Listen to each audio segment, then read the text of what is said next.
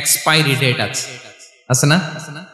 The day you die, যেদিন আপনি মারা যাবেন, এটা আপনার এক্সপায়ারি ডেট। চলে যেতে হবে, চলে যেতে হবে।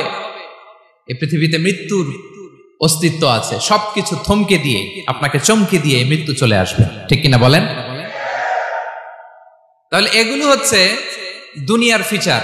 এই দুনিয়াতে বিপদ আপদ, কষ্ট, ঝুঁকি, স্ট্রাগল, বার্ধক্য, অসুস্থতা, এগুলো নিয়ে আমাদেরকে টিকে থাকতে হয়। এটা দুনিয়ার ফিচার, মিলায় ফেললে হবে না। জান্নাতের ফিচার একটা, দুনিয়ার ফিচার আরেকটা। দুনিয়াতে কষ্ট থাকবে, বিপদ আপদ থাকবে।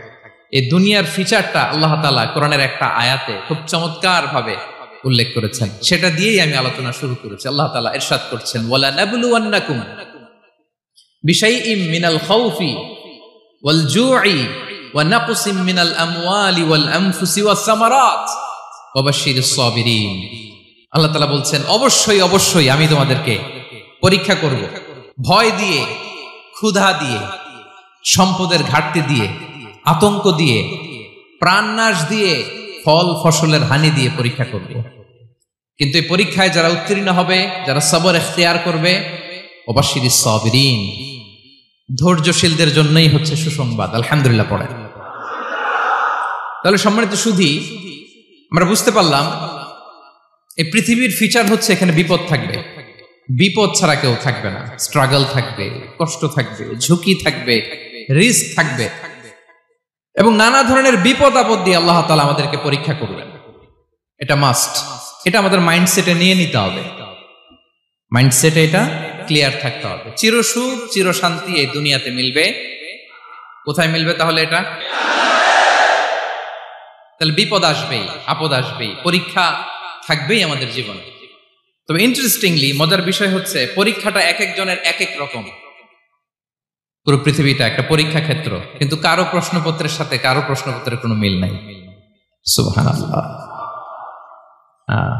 আমার পরীক্ষা একরকম, আপনার পরীক্ষা আরেক রকম, ওই ভাইয়ের পরীক্ষা আরেক রকম, ওনারটা আরেক রকম। সবাই পরীক্ষার্থী, সবাই পরীক্ষার্থী, কিন্তু কারো প্রশ্নপত্রের সাথে কারো প্রশ্নপত্রের কোনো মিল নাই।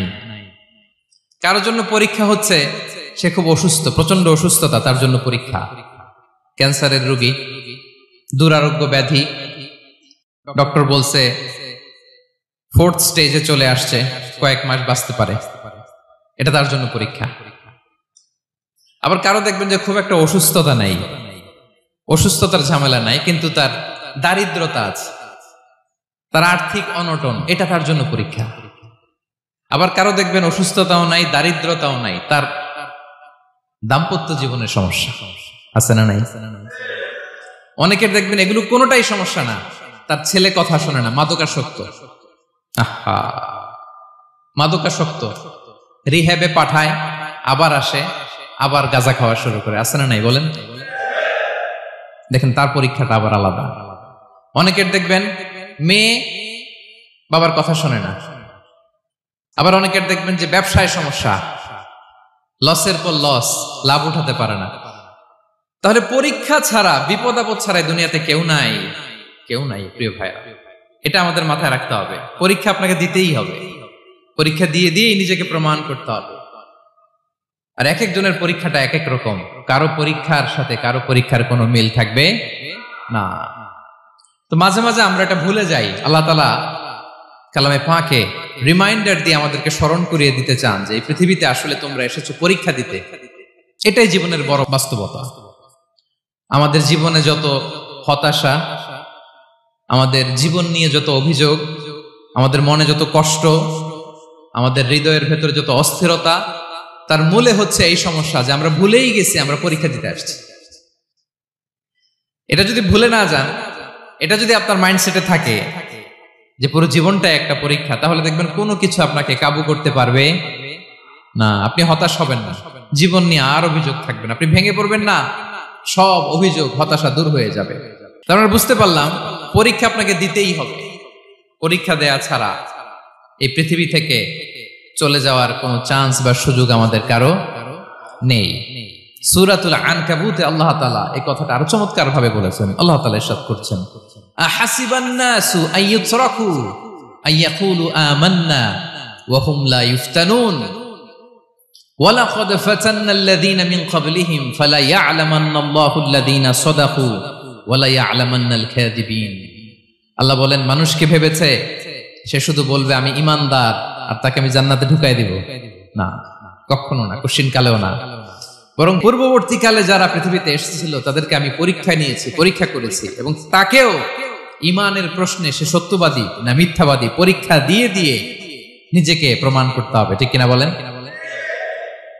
পরীক্ষা দিয়ে আপনাকে প্রমাণ করতে হবে। এবং এই পরীক্ষার ব্যাপারটা, এটা যে শুধু আমরা সাধারণ মানুষ আমাদের জীবনে দুঃখ বিপদ পরীক্ষা এমনটা না। এই পৃথিবীর সবচাইতে শ্রেষ্ঠ মানুষ যারা ছিলেন তাদেরকে আল্লাহ পরীক্ষা নিয়েছেন। বলেন তো, এই পৃথিবীতে সবচাইতে শ্রেষ্ঠতম মানুষ কারা? সবচাইতে শ্রেষ্ঠ ভালো মানুষ কারা ছিল পৃথিবীতে? বলেন তো, নবীরা। আওয়াজ করে বলেন তো কারা? তো বলেন তো, নবীদের জীবনে পরীক্ষা ছিল কি ছিল না? হ্যাঁ ছিল। বেশি না কম?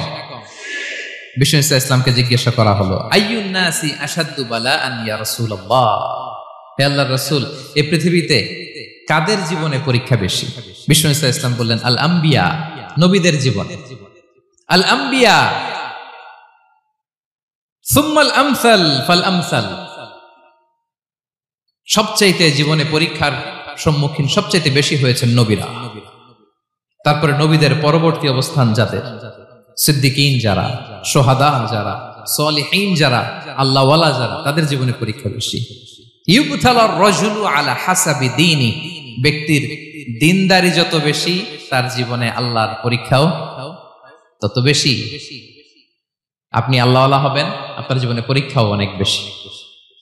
এজন্য ইমানদার হওয়া যেমনি মর্যাদার, ইমানদারের জীবনে পরীক্ষাও হবে অনেক বেশি।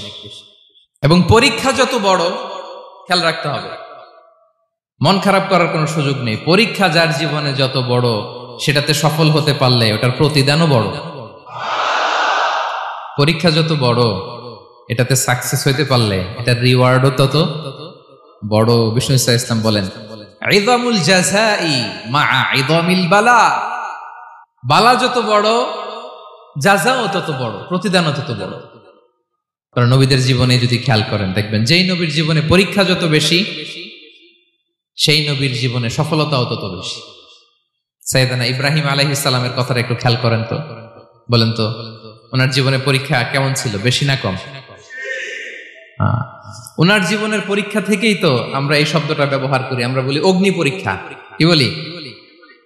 মানে আগুনে নিক্ষেপ করা হয়েছে সাইয়েদনা ইব্রাহিম আলাইহিস সালামকে, তাও স্বাভাবিকভাবে না, উলঙ্গ করে, ন্যাকেট করে ওনাকে অপমানিত করবার জন্য ওনার গায়ের জামা কাপড় খুলে উলঙ্গ অবস্থায় আল্লাহর খলিল সাইয়েদনা ইব্রাহিম আলাইহিস সালামকে অগ্নিকুণ্ডে নিক্ষেপ করা হয়েছিল। এরকম এক্সপেরিয়েন্স এই অডিটোরিয়ামের ভেতরে আমাদের কখনো হয়েছে? তাইলে সাধারণ মানুষের জীবনের পরীক্ষা আর নবীদের জীবনের পরীক্ষার মধ্যে পার্থক্য আছে না নাই? ওই পরীক্ষায় উনি পাশ করে ফেললেন। ৮৬ বছর পর্যন্ত আল্লাহর কাছে দোয়া করলেন, আল্লাহ আমাকে একটা নেককার সন্তান দাও। আল্লাহ সন্তান দেয় না। ৮৬ বছর পরে আল্লাহ তাআলা সাইয়েদনা ইব্রাহিম আলাইহিস সালাম এবং হাজারের ঘরকে উজালা করে সন্তান দিলেন।